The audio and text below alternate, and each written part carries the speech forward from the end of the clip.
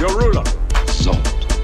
Your lands, your possessions, your very lives will gladly be given in tribute to me. What's up, guys? So this is gonna be my review of the Suicide Squad, right? So I just finished it. I just finished it like a couple of minutes ago, so it's very fresh in my mind. And I took some quick cliff notes so I'm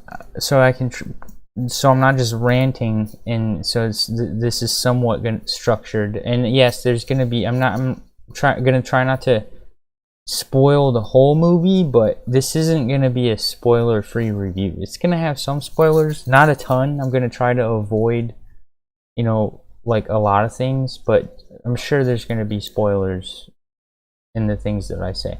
All right. Now, to start with, I did not like the original Suicide Squad, the 2016 Suicide Squad.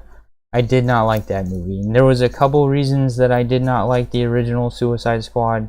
One of the reasons was that they race changed Deadshot.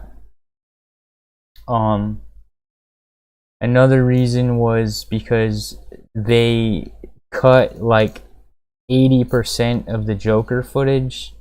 So yes, the Joker in that movie sucked, but we didn't really get a chance to see what more could have been of him. Like there was 80% of the Jared Leto Joker footage was cut out of the movie, so we didn't get to really give that character a chance. And it just, from what we saw of him, he was a shitty Joker. But to be fair, if 80% of the footage was cut out, then we didn't really get a full chance at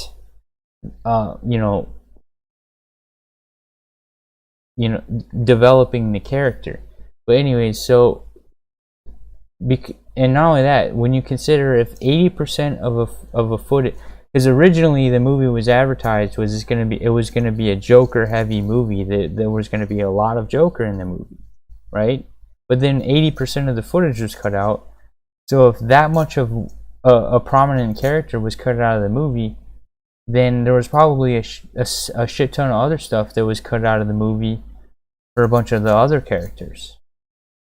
So they basically took, it's like the perfect analogy is this. I don't know if you guys have ever seen the Ben Affleck Daredevil, and this is really the best example of the most recent example everyone knows is the theatrical release of Justice League, and then the Snyder cut of Justice League. Snyder cut is way better. It's a completely different movie and it's way better.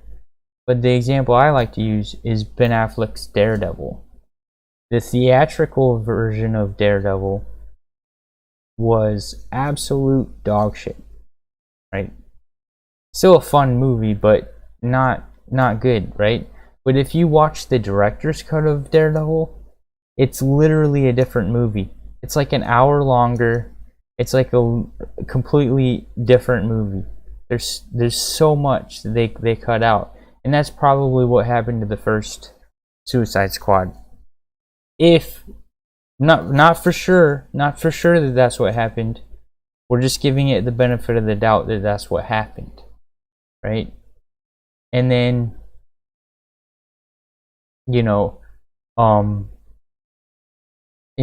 say that maybe they'll eventually give the original Suicide Squad the director's cut treatment like they did with the Justice League Snyder cut. They say they might do that, but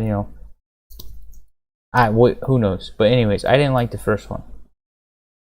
It was just too cookie cutter and too, like mediocre would be the say. Would be the word for it. Now, also, I didn't like Birds of Prey. Birds of Prey was... I didn't even finish Birds of Prey, to be honest with you. because Birds of Prey was so trying to be woke and like girl power feminist bullshit that I just turned it off. I got bored with it and turned it off. I didn't like it. I didn't like Birds of Prey, and they did other stuff in Birds of Prey too. Like they did race changes of characters.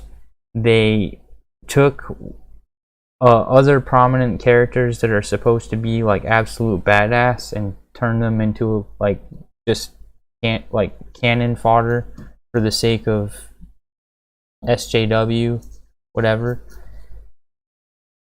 Anyways, so what my point is, I went into let's get into the review part. My point is, I went into this movie extremely biased and extremely not wanting to like it, right? And in the beginning, there was quite a few slow moments. There's quite a few stupid moments where I was like, wow, this movie is stupid, this movie sucks.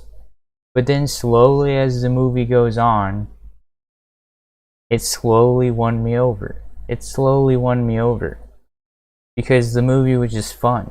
Yes, it's mediocre. Yes, the movie's mediocre. But the movie's fun. And that's what matters, I guess. I mean, that's what matters, right? Just like fun factor. And there were so many funny moments where I was sitting there with my frown, like, I don't want to like this movie, like, I don't want to like this movie, and then all of a sudden, I just involuntarily laugh and turns my frown upside down. So, I will give the movie that much credit. Harley Quinn was adorable. I thought Harley Quinn was adorable. I mean, Harley Quinn was adorable in this movie for sure.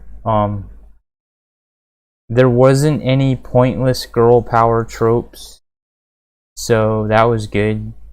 There wasn't really any woke stuff, so that was good. King Shark was adorable. The girl's rat was adorable. All the rats were adorable. Like the expression, the constant expression and friendliness of the rat.